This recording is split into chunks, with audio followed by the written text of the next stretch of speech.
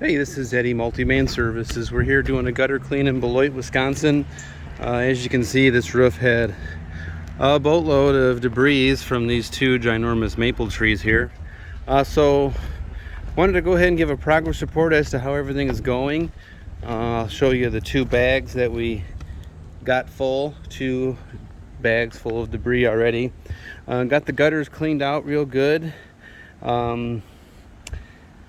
Typically we charge probably another $50 to $75 to clean out gutters on a garage, but we'll just hook you up since it's our first time working for you here, and we'll take care of that. We're going to pick up all these gutter guards here, but I wanted to point out a few flaws in your gutter system here.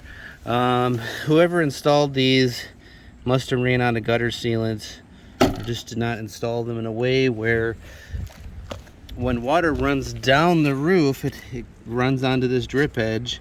It's supposed to go into the gutter, but right now it's going behind the gutter and potentially causing pretty serious problems. If water is going behind the gutter, it's going to start rotting the fascia boards. Not one of the end caps were ever sealed, and the brackets and the quality of the gutters is like Menards grade junk. None of these miters are sealed.